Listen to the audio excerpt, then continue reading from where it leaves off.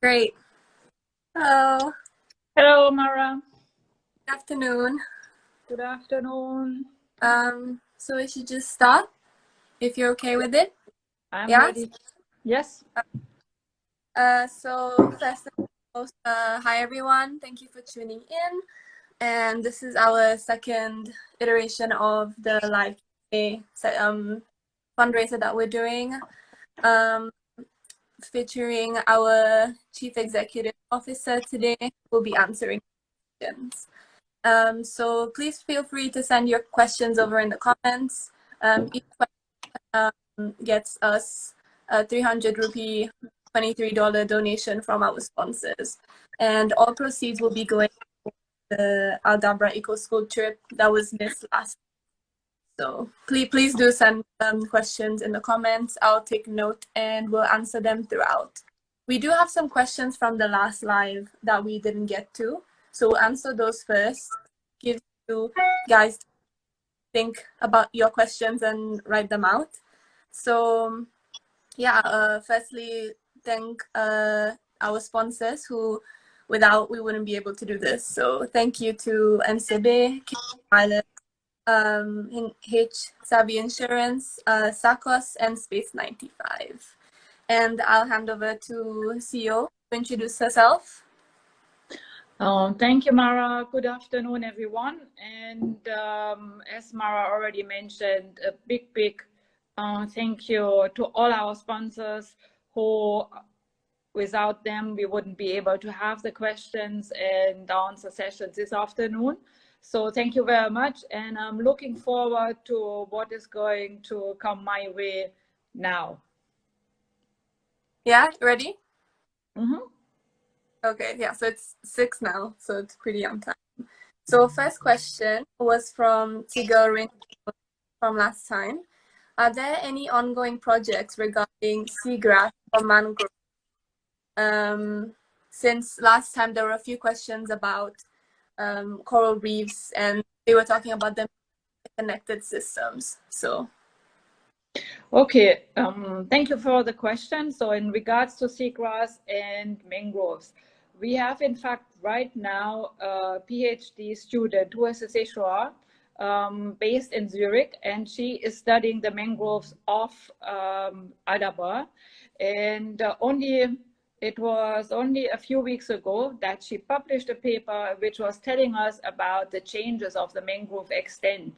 And in fact, the mangroves increased over the last, I remember 20 years, if I'm correctly, about 50, the size of football, 50 football pitches. So, and that is quite remarkable. So we've seen that protection is working. But we have also to think in the bigger context. And so we need to have the support of the others to make the local protection work consistently for the future. Yes, mangroves are being studied. yeah, that's a great question. And there is the press release you were talking about. It's available on the website in the download section if anyone is interested. Another one from the Ocean Freak. How is the solar panel system benefiting Aldabra? Did it reduce fuel consumption significantly? You will be very much surprised, but our system, our whole energy is been running 98% on the PV system. So contrary to what you see on Mahi, we have a battery system, so where the energy is being held and the electricity is being held in, and therefore, so it's not going into a grid, it's an off-grid system. But yes, 98% we are running on PV only, and that has significantly reduced all our fuel costs because we don't need any of that. We have now, compared to 20,000 liters and 40,000 liters a year in between these figures, we are now having 200 and 400 liters. This means 2 barrels of diesel being stored at the station only for emergency. So that's a huge improvement. Yeah. So another question from the Ocean Free. Has there been any sightings of dugongs on the island recently? There have been sightings only last month. So the team got out, in fact, for some relaxation. And there's a place which we call Bois-Monsieur Clermont. And that's also where it was discovered 2001, 20 years ago, for the first time again. So yes, they've seen it. And we're obviously very excited. Yeah, that's a really lucky sight then. Another question. What has been one of your most memorable experiences while on Aldabra? Wow.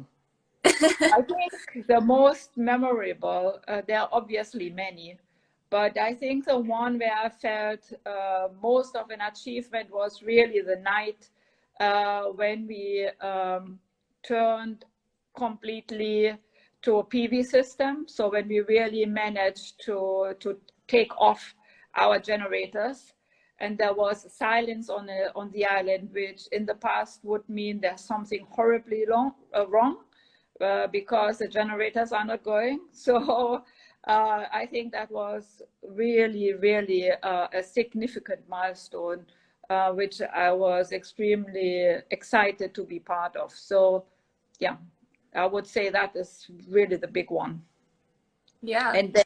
And then obviously I had the opportunity to dive on Aldabra, and it was one of the most beautiful places I've ever been. It was a coral garden, and it was when everybody has been speaking about coral bleaching, and it was so colorful, and that's also really engraved in my memory. Oh, that sounds amazing. Next question is, we have seen extreme progress in the past 50 years. In a nutshell, what vision for the Aldabra years? The future to come. So our vision, the next 50 years, we're really gearing up towards a rat eradication program.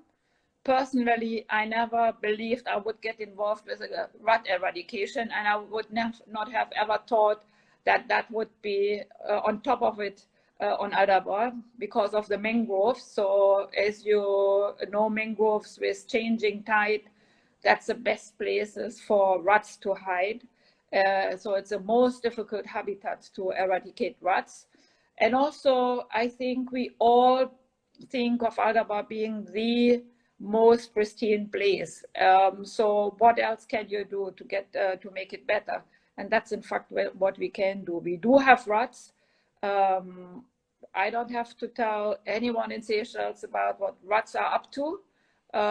So therefore, it is really going to be the project, and if we are able to achieve that, we will at the same time make Aldabra to some extent climate change resilient, because we will have much more species in terms of number, abundance of the species there.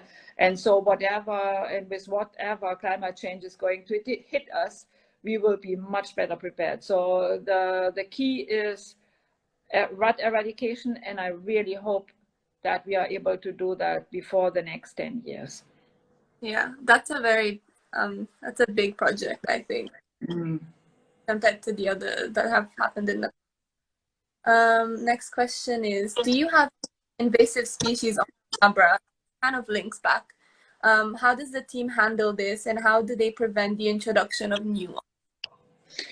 We do have invasive species. We just spoke about the rats, but we also had goats. That was really a big project as well, which over many years, in fact, more than 30 years, was a project by SIF to eradicate, to study first of all goats, but also then engaging in eradication.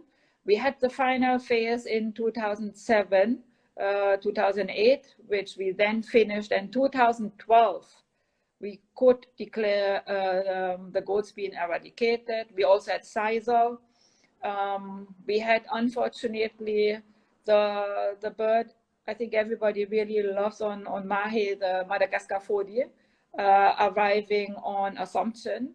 So we had to get rid of the Madagascar 4D on Assumption to prevent the introduction onto Aldabra, because there we have the Aldabra 4D. And these guys are so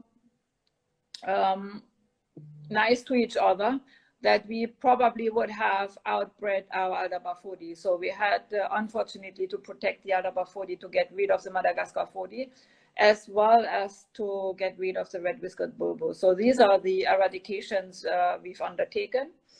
And we have a huge, very complex biosecurity program running so that there are no new introductions onto the atoll. And that's a mission in itself. And I think wanting to get more questions, I'll have to stop there, but we have a program in place. So everything is checked going onto the island. The supplies are being repacked from the boxes, the carton boxes into aluminum boxes. Everything, single egg is being turned around. That's just to see whether there's anything which shouldn't be there in the egg tray, for instance. That's where we always find an earworm or anything like that. So it's a huge undertaking. And I would like to say a big thank you to the team who was so diligent with that. That's what we do. Yeah, I think we'll definitely cover some supply boat happening this year, just for everybody to see what exactly goes on behind the work that goes on. So the basically last question from last week's, and then we'll go on to now. What innovative ways of financing is SIF exploring in COVID-19 times for Aldabra? Well, this is one of them, but I don't know what else. So we've been not as innovative as others in Seychelles in terms of thinking in terms of going digital with our species. As some of you probably know, there's been an effort in raising money with digital tokens. We have not been doing that, but we are much more looking into the options of blue carbon. So as I told you, the mangroves are thoroughly studied. We are also going to have a second mission coming out in the national interest for the national communication. So where we are going to hopefully understand much better how much carbon is being stored. And so we hope to go on the carbon market, the blue carbon market, to raise some money for the continued protection of Aldabra. Yeah, that's great. So question from today's live. First question is from Upeksha. How have you seen SIF change over the years? What improved and what are the new come up? In terms of the changes, so I've been now involved in the day-to-day operation over the last nearly 15 years, but I've been on the board since about 2004. So it's been nearly 20 years that I've been with SIF. I believe that we've been able to build a very robust science program. We did obviously always have the Aldabra Research Station, but at the time we were continuously running monitoring programs which had been put in place over the years following PhD researchers or masters, and it was high time to look at our monitoring program, to revise these and to understand what are the questions being asked. So today we can actually tell you about population sizes of the different population sizes, the different population estimates. We know there's been an increase, and over the last 15 years, we actually know that scientifically that the protection of Aldabra has really worked by increasing, for instance, the frigate bird population by an 8-fold increase of the green turtle population.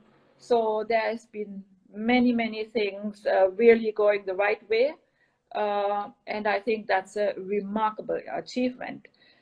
Logistically, over the 15 years, we are in a better position if you look at our boats. We used to have the best internet connection in Seychelles 15 years ago, probably now it's the worst one, but we are working on that one. So there's a change coming there as well. We do have an aircon shop on Aldabra now, which didn't used to be the case before. So we didn't have a marine monitoring program, and there's a marine bird heritage site that was extremely important and urgent, considering the climate crisis, to put in place. So that are the ones sort of in a nutshell on top of my head. Yeah. That's a lot of questions actually to answer even. It's a packed question.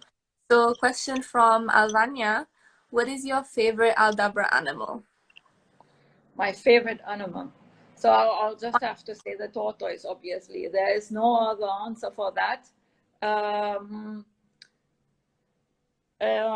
But the rail, I actually really like the rail because it's so inquisitive and so forthcoming, and yeah, it's like your best friend there. So I really love the rail. Yeah, I thought you would say the crabs. The crabs? The crabs are the rubber crabs. The rubber coconut crabs, they are extremely, they are famous, obviously. Yeah. But I'm not the one who would lead the monitoring program where you have to hold them and you have to measure them. So I'm still working on my grip to get them right. So no, I'll stay with the rail rather. And what is your favorite camp on Aldabra and why? My favorite camp? On Aldabra, yeah.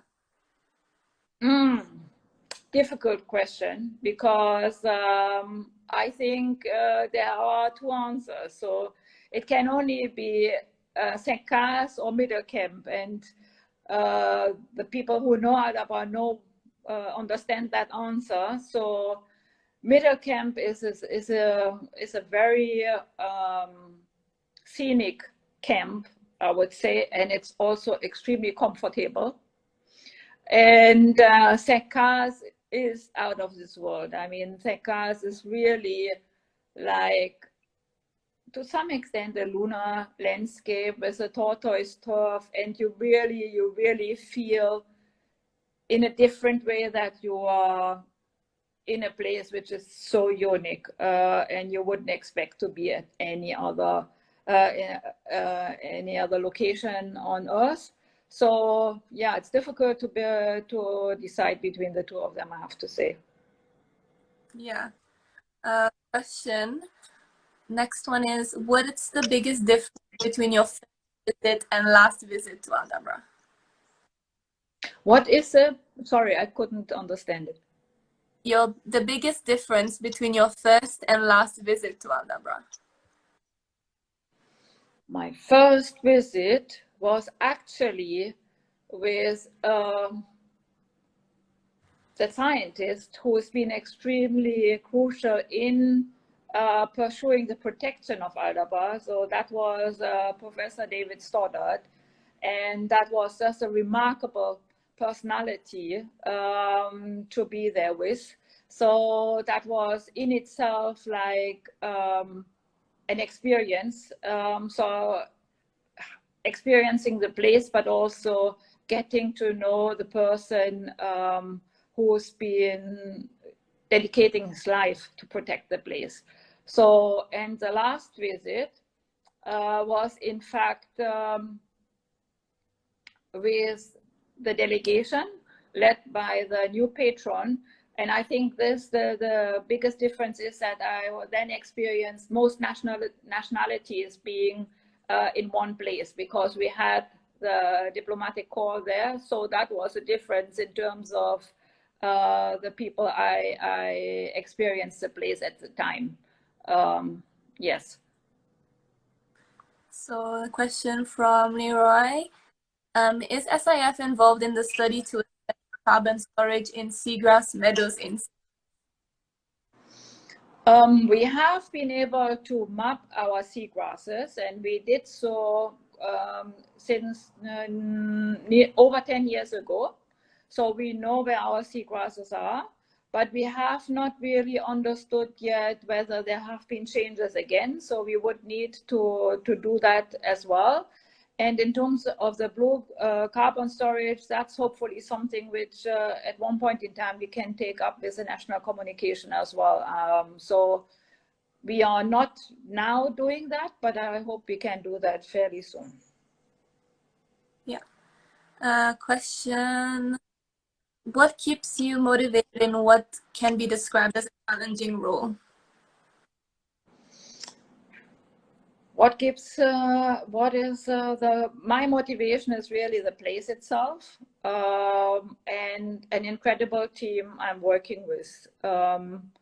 When it's really a privilege to be at the helmet of an organization like SIF, and having the support of a team that is also just leaving everything to attend to whatever comes up, even be it, at times where you rather would want to be with your family. Also, I think that is really what keeps me going. Obviously, also the team on Aldaba, which is giving up their family life and their friends. So yes, they can connect, but they're really making a sacrifice by being there. And that is very motivating. And the results, I mean,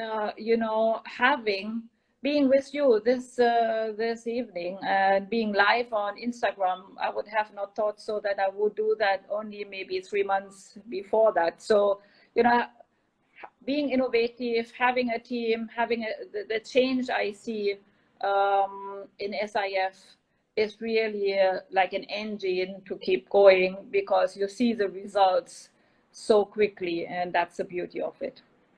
Yeah, I agree, definitely. And if you don't want to say hi to people on Aldabra next week, we will have some people joining us for the next live, so you can say hi to them as well. What is the best part about managing such an amazing heritage site? We do have two. So the best part of being involved or managing these sites is really having the luxury of and the privilege to go there not only once, but I've been several times now to Aldaba, and I feel very privileged to be in that position. So that's really a luxury, I would say, to go to these wonderful places. yeah. Next question from Karen. With the rise in climate change, can you share some impact of climate change on the Aldabra Heritage Site? And then a question that follows that. Can you share some environmental management practices on Aldabra, example, water and energy? Mm-hmm. So in terms of climate change, we spoke earlier about the mangroves. So despite having the increase in mangroves, but also we have places where mangroves have been reduced. So there's like a give and take. And the take is linked to current, change in current is linked to change in shoreline. So we have one issue is as a change in shoreline, which we believe is linked to climate change because of the rate this is happening, but also in terms of rainfall. So there's a huge change in terms of the rainfall. We did have a study, and that was looking, and the forecast is that Aldaba, being already a very dry place, is going to become even drier. Becoming even drier means not only having insufficient food, maybe for some of our different species, but it also means probably having less shade for the tortoises, which is important because if they don't have shade, they may bake in their own shell, for instance. So yeah, there are many challenges, but also obviously, if you dive into the sea, coral bleaching is an issue, climate change wise, and change in fish populations, invasive species, marine invasive species, because of the change of the benthic, the substrates. So yeah, there are many challenges ahead. Extreme weather events, like so only this year we had Jobo coming our way, and it was forecasted to really pass on Aldaba, which at the end wasn't the case, luckily. So these events we will have to put up with much more in the future, I'm certain. Yeah. Environmental management practices. So if we go in terms of the 3Rs, so there is a lot of reusing, recycling, but also I forgot the other R now.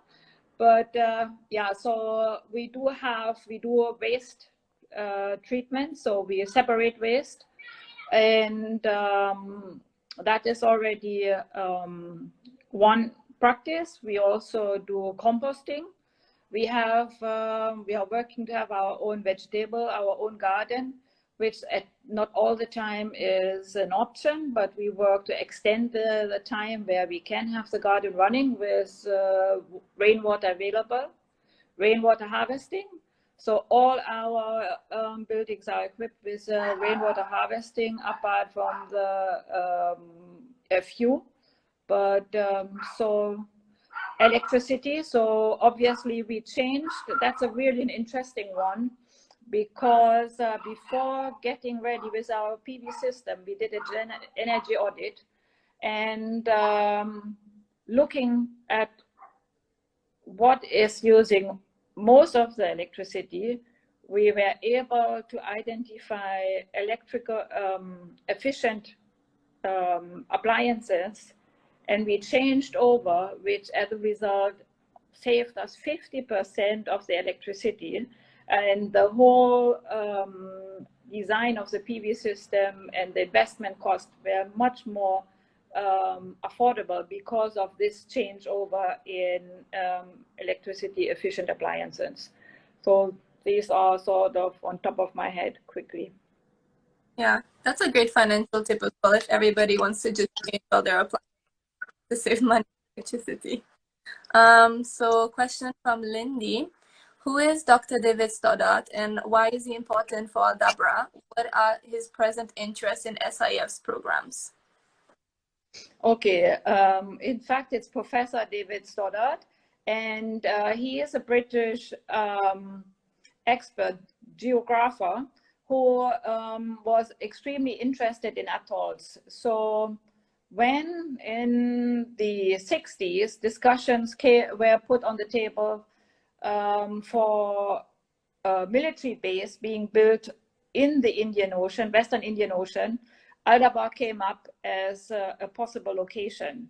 And like today, we do have environmental impact assessments, because being an atoll and having a rich fauna, there was a request being made that the environment and the biodiversity and so forth needed to be studied before a decision could be made and before it could be just turned into a military base. So he led the first expeditions, and he was truly amazed because as one asset of Aldabra, one outstanding global universal value is really obviously the giant tortoise population. There's no other place where you can find this amount of giant tortoises any longer. And these reptiles going back to the time of the dinosaurs, so there was really, that was really something which was just so capturing, that the whole habitat then became of huge interest, and the species living there and so forth. Now, he went back and he said that place, impossible. because it's been so remote. The remoteness in those days meant very little human impact, and therefore a near to pristine place. And these really are rare on our planet, even in those days. And that was what made him be at the front to protest against a military base being put on Aldabra. And he and everybody who rallied behind that were successful. And after that, he was actually given the responsibility by the Royal Society to put up a research station to understand that unique place so much better. So that is sort of what Professor David Stoddart stands for, and a hugely inspiring person. As I said, I've got the chance to meet him, but he's not any longer with us. So, and in his honor, SIF actually named the David Stoddart Scholarship for us to really entice young people to study environment, biodiversity, and that scholarship is with the University of Seychelles. Yeah. Another question from, as an eco-school leader, I really appreciate SIF's support towards the eco-school. What are SIF's plans for the future of the eco-school, and how many World Heritage sites on the SIF? So that's 2 questions. Mm-hmm. So in terms of the eco-school program, as you know, the eco-school program is led by the Ministry of Education with its collaborators. But SIF is also involved by sponsoring the Star Prize. And please, please, please have a look at the documentary, which you should find on our YouTube channel, A Trip of a Lifetime. And that is an evaluation on the impact of the students and teachers who went and had the chance to go to Aldabra because of winning the eco-school competition. So we definitely want to continue the program, and we believe the impact the program had is so positive that we actually want to scale up it, not in terms of number of students going, but even in terms of the preparation, so that when you go, you already know, okay, that is my footprint. Maybe in preparation, we can engage in tree planting activities, for instance, to offset the footprint of the plane travel, because we have to charter a plane to get there. So we want to get it more as a whole activity, sustainable. And so this is what we are looking right now, how we can achieve that. And getting it of an activity where we have also everybody extremely well prepared to go. So that is it. And World Heritage Sites, we are responsible for Seychelles World Heritage Sites, and we have 2 in Seychelles, the famous atoll and the famous Vallée des Mers, the home of the Coco de Mer. Yeah. These are all great questions, by the way, everyone. Please keep them coming. And I see that she mentioned Eco School. The is all the proceeds are cool, so we can keep doing it. So even if we don't get all the questions today, we'll be carrying them over. So please send them over. So another question is, has SIF also been greatly affected with the COVID-19 situation, especially in terms of funding? Especially? Funding. Again, please, I think the internet is playing up. Funding. Funding, yes. Okay, so yes, we have, as some of you know, our main revenues are coming in via the Vallée des Mers. So we are talking about 80% of the revenues are coming in via the tourism visitation, so visitors coming to the Vallée des Mai, and obviously that has very much decreased. We used to have over 100,000 visitors a year. 2019, we had over 111,000 visitors. In 2020, we had 24,000 visitors. And in 2021, so far, we've had 15,000 visitors. So you can see there's a huge reduction, and relying on tourism makes our revenues. So we are heavily relying on these revenues. And Aldaba itself as well does get some visitors, but you cannot compare the numbers at all. But for instance, for this year, we had like one visiting vessel, so that it's really next to zero. And yes, we have been greatly affected, specifically our funding. Yeah. There's another question that says, hi, what has made you choose Aldabra specifically to work on? So we're all on Mahe, but I guess back when you did start working for SIF, why did you choose? Aldaba is really the jewel of the Seychelles, and I have to admit that I never even thought I would get the opportunity to work there, because we've been talking of international reclaim scientists going to Aldaba. So I never even thought I would one day get involved with Aldaba, but it's always been the place you want to work, because it's such a famous place, a fabulous place, such a special place. And yeah, so it's an inspiring site to work for. And specifically, when my mission is being to make science-based, to establish a science-based management, and there's no better place you can do that with a scientific research station, collecting data and information which you can use making management decisions. So there's no better place in Seychelles to do that, I believe. Yeah.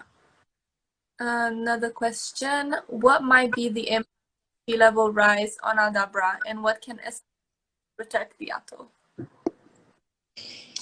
That's an excellent question. So sea level rise, I mean, we are the ones of you who had the chance to see the outer island. So, you know, Aldaba is not higher than 8 meters high. The elevation is not more than 8 meters. So it's a very, sea level is definitely the biggest threat. Excuse me. And what can SIF do? So SIF, I think, really needs to take Aldaba in its communication, and that's really the reason we are engaging differently, and put Aldaba out there as an example to show people we have these magnificent places. If we change our lifestyle, these places will be there in the future. If we don't, we will lose the most amazing places in the world. And if the human race is not in a position to protect the most precious places on Earth, we will fall short of everything else. So I think that is what SIF really can do. Use Aldaba as you know, as an ambassador, as to show everybody the change of your lifestyle needs to happen now. And I think this is what we contribute with the example of Aldaba, because I'm certain that none of us want to lose the most magnificent places on Earth. So yeah, I think that will be our contribution. Yeah, I think it goes even beyond that, because not only will we lose Aldaba, but ultimately, you know, even Mahe, even the other islands that we don't we live on. So it's definitely everyone's issue. And we do have a project that we'll be talking more about, which is communications for change. So do keep an eye out for that. So another question: at what moment did you know Aldabra needed support for and become a World Heritage Site? So I guess how did Aldabra become a World Heritage Site? I don't really know either. I just wanted to give a little addition to the other question, although maybe on the expense of a questions which I'm losing 300 rupees, but I think it's worthwhile. You know, too often we think, oh, what is this? Is it going to make a difference if I walk instead of driving in the car now? We want to show you that it makes a difference if you are not taking the car and you're walking to the shop. That is what we want to show you, and this will make a difference for everyone. And I think this is what Aldabra can really do, being the symbol that any change makes a difference. Yes, World Heritage Sites. So Aldabra was designated in 1982. So the World Heritage Convention exists since 72. In fact, it's going to turn 50 years next year. And the reason that convention was put in place was really to make sure that what is so special to humanity, the heritage so special to humanity, is being taken care of. So there's cultural heritage, but also natural heritage. And that is where we find Aldabra in. So Aldabra is so extremely valuable at a global level for many reasons, but specifically being home to the largest giant tortoise population, being home to huge seabird colonies, having such an incredible biodiversity, but also for its beauty, you know, being such an extraordinary place. We've been much recently now getting more with drones a different image of Aldabra, but if you just see the different blues and the shades, and it's just breathtaking. So because of its outstanding beauty, but also because there's so little human impact, and evolutionary processes are continuously taking place there. So these are the criteria why Aldabra was chosen to be as special for the whole world to become a World Heritage Site. And that was done. There's a process where you are explaining what is special about the place and why, and what exists only there compared to everywhere in the world. And then the experts, the technical experts at UNESCO sit over that and decide whether your submission can be accepted, and then it goes into the debate and is being voted on. So that's the process. Yeah. So it's definitely something you have to apply for. Yes. Similar, I'm guessing it's kind of the same, but more subjective. What on Aldabra confirms that it should be a World Heritage Site to you? What does it, what is confirming to me? Yeah, to you. Yeah, I mean, we go back to the giant tortoise population. So the tortoise coming up all the time, sorry, but they are extraordinary. And if we look at the numbers, there is no other place on Earth where you will find such a huge amount of reptiles which have been evolutionary existence, as I said before, since dinosaurs' times. So how more special can a place be? And this species needs a habitat. It's not just a species. So, and it's actually on top of the food chain there. So therefore, it is an ecosystem engineer, and this is extremely special. But obviously also its marine ecosystem is amazing. So the flightless whale, we have the last flightless bird of the Indian Ocean living on the atoll. So flightless birds, we mainly think of the dodo, and the dodo is extinct, but we still have that one rail with us. Yeah, the crab came up. So the robber crab, we also know that's a very healthy population. Everywhere else, they've been so tasty that we don't have them any longer, and you don't need that many to have a nice meal. So because of their size. So, but on Ardaba, we still have a very healthy population. Plants, I haven't spoken about the plants, but we even have endemic plant species there. We have what some call the Aldaba tomato. So we have a solanum there. Yes, exciting place. Yeah, I feel like we never talked about the plants. I just realized maybe we should do something to talk about the plants on Aldabra. And just to say, I did go through some of the questions and they're really great. And I think would be even greater to be answered by someone who is on Aldabra, which we'll carry on next week as well. So another, what 3 things would you like to see happen for Aldabra in the next year? In the next year. Yeah. First of all, in terms of our logistics setup, because that's the link to make anything work there, I would love for us to get our satellite dish being sorted so that communication back and forth is on top again.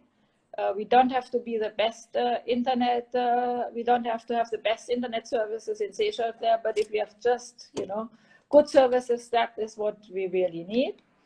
Then also in the next year, I sincerely believe with the extension of the special reserve, that we have to look at much better ways next year with different support by the authorities for the civilians and security of the place, so that illegal fishing is not happening there.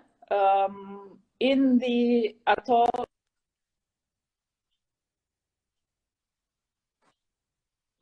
any incidences we are aware of, but we are 15 people.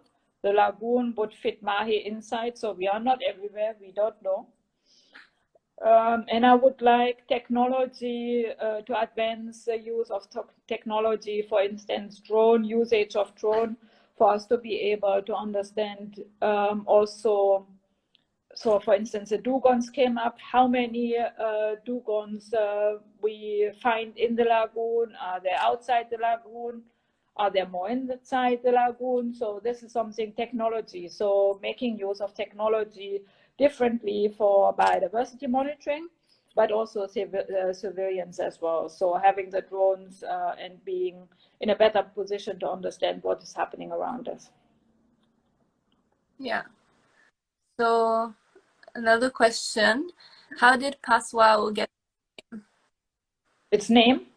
So we know that some of the places are named after people who worked there.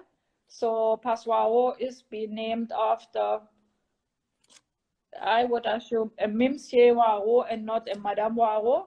So that, but I don't know the contribution of Monsieur Waro, why his name was chosen for that channel. I can't tell you that.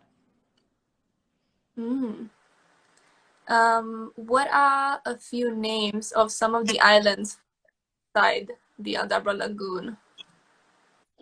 Okay, we have, for the bigger ones, we have Ile Esprit. Ile Esprit is a very interesting one, because in fact, that is where the most oldest stone is being found there. So, and it's also a little bit higher in elevation compared to the limestone you find like Picard-wise. So Ile Esprit, but we also have Ile Moustique, and we have, for instance, Ile Michel. Another question, this is more my-based. Have the Seychelles citizens welcomed the schemes of planting a crocodile plant in their garden? Oh, we've been hugely impressed with the request.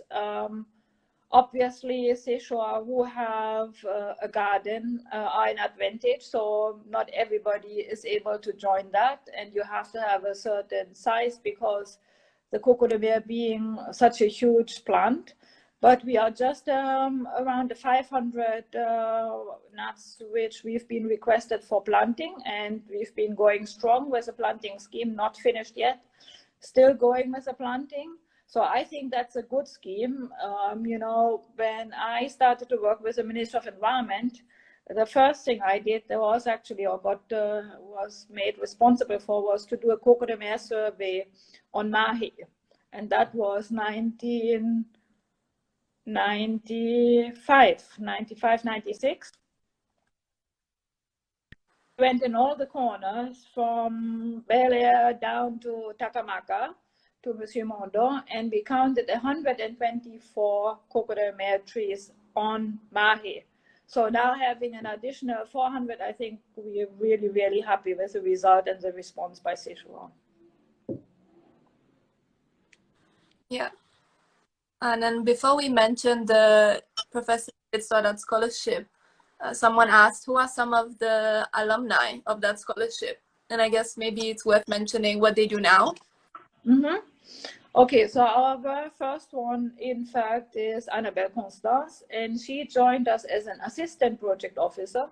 So she hadn't started her studies at university level and getting that scholarship. So she did her environmental science course with the University of Seychelles. She excelled in her course, was the best because of our connections with the University of Zurich. She got involved in a master program there, and she's now doing her PhD at the University of Zurich, and we hope that she's back next year to lead our science program. So that's Annabelle. We also have Jessica Moumou, Constance now, and she has been involved and led the eradication program on Assumption. She is the specialist in invasive species eradication and control.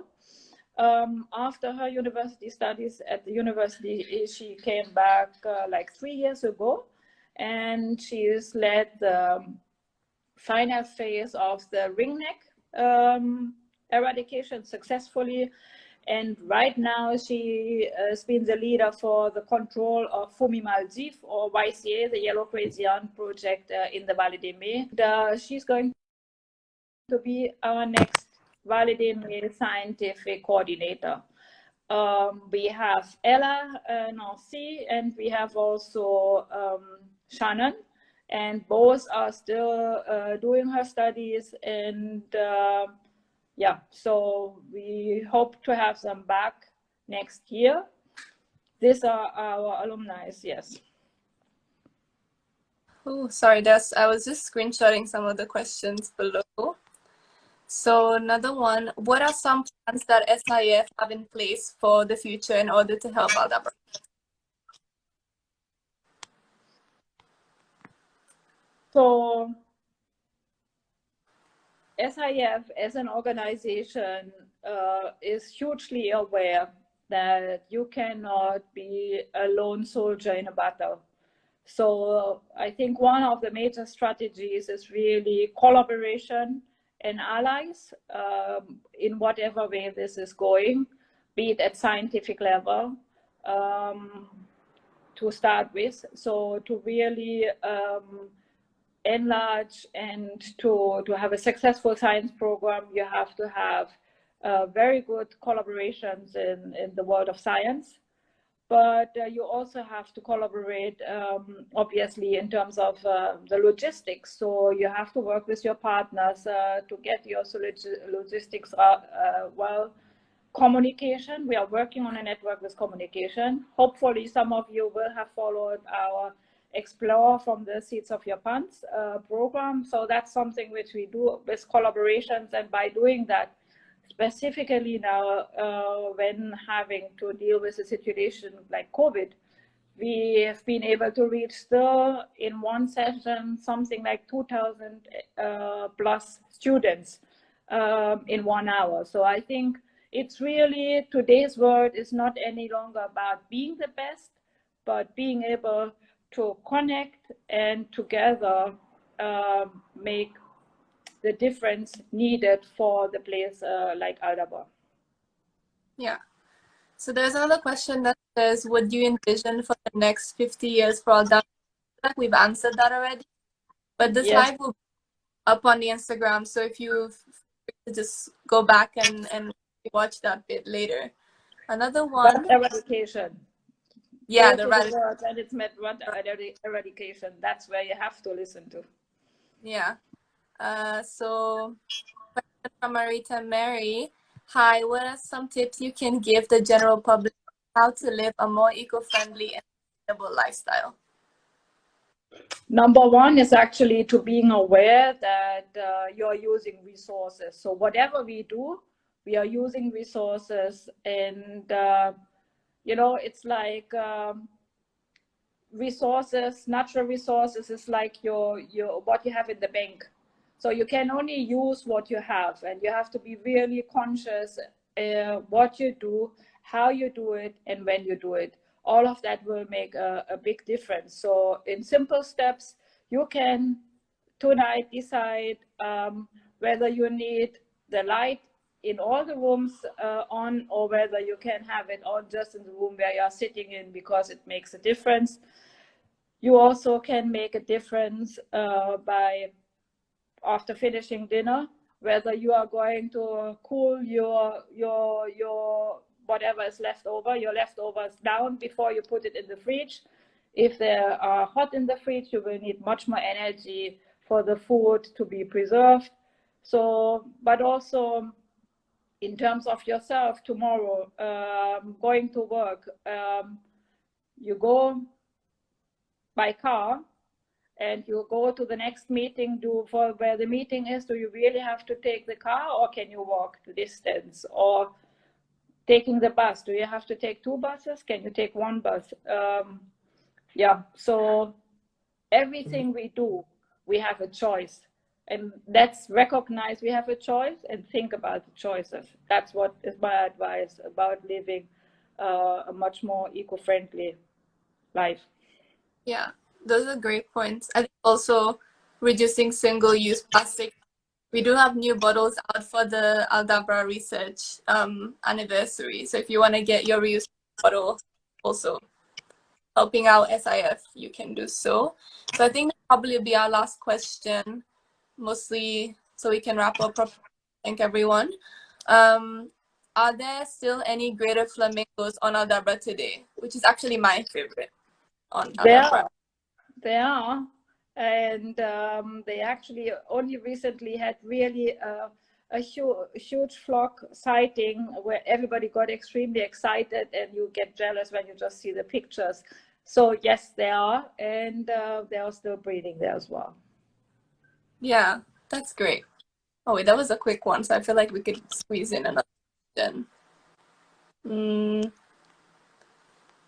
What would you advise the young generation of Sijoa to join the conversation field, prospect environment for the future, and the protection of Alderbrough heritage? So definitely needed.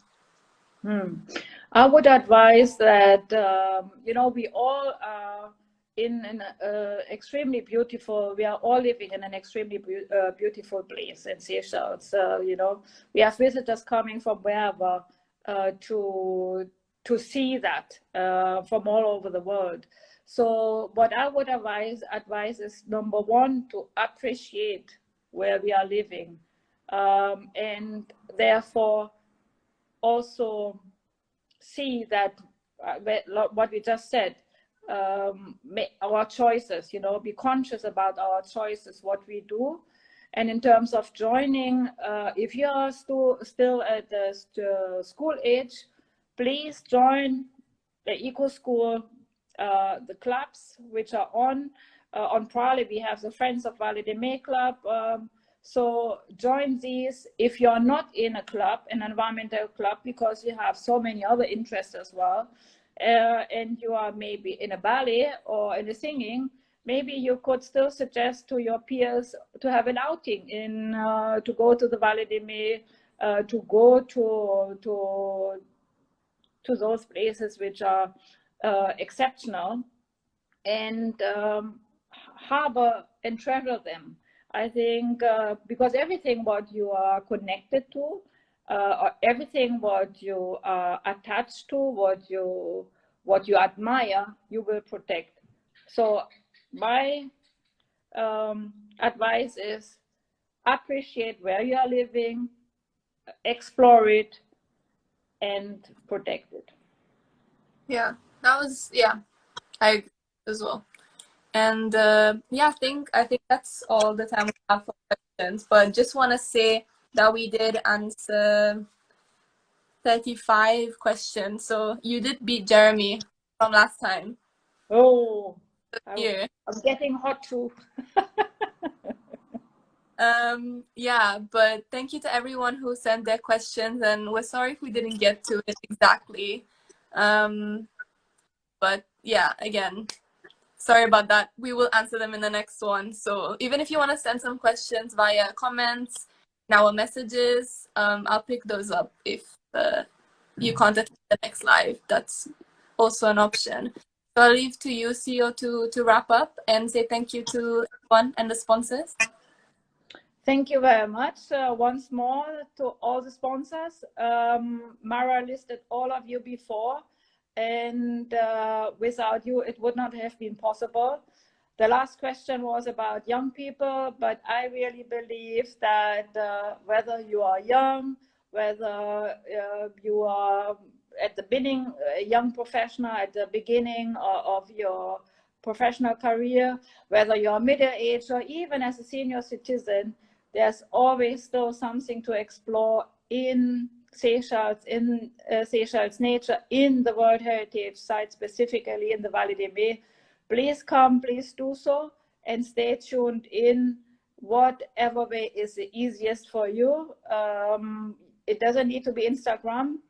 You can find us otherwise as well, and we will always try to make our best to connect with everybody, whatever age we are. Looking forward to stay connected with all of you. Thank you, Yeah. and have a great evening. Yeah, thank you, everyone.